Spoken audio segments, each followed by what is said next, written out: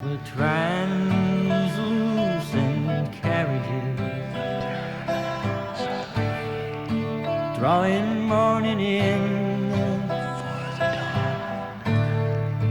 dawn inside their pockets like a whisper. Pearls Before Swine were an American psychedelic folk band who were formed in 1965 in Florida by a guy called Tom Rapp. Between 1967 and 1971, they released 6 albums, after which Tom Rapp started releasing solo albums just under his name, which was, ironically, the band hadn't quit at that point. They were just starting to do touring and going live. So they spent the first few years just recording, and then when they transitioned to going live, Tom Rapp started to take his name into the recordings. They had quite a lot of turnover of members. Okay. Hi, my name's Dan. So this was the second album by Pearls Before Swine, and it's a concept album around the idea of being anti-war.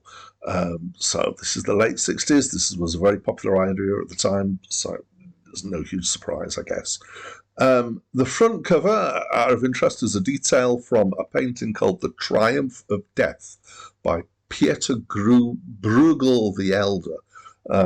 And it's meant to depict the horrors of war.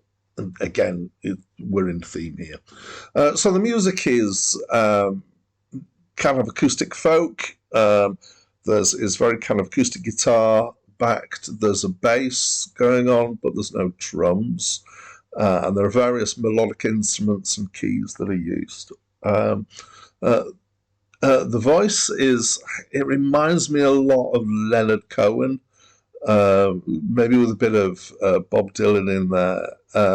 It's pretty dreary, actually. I mean, the whole album has a kind of dreamily dreary kind of feel to it. This includes the chord progressions that are used that are kind of, again, they're quite reminiscent of some of the Leonard Cohen stuff, and there's kind of very little shift in tone. So musically it's okay. At times it's a bit bland. The songwriting is okay. Again, there's nothing special that's jumping out at me there. There are some interesting things in here. There's a weird song which seems to be about Lord of the Rings, which has something that may be bagpipes playing constantly in the background. The first song on the album includes, as well as sung lyrics, whispered lyrics as well in between. And right at the beginning of the album, there's a recording of speech and some trumpet playing from the trumpeter, the last surviving trumpeter from the actual Battle of Balaklava. And this had been transcribed from or taken from 78 RPM record, which in turn had been taken from a 1880 waxed cylinder recording of this trumpeter. And right at the end, there's this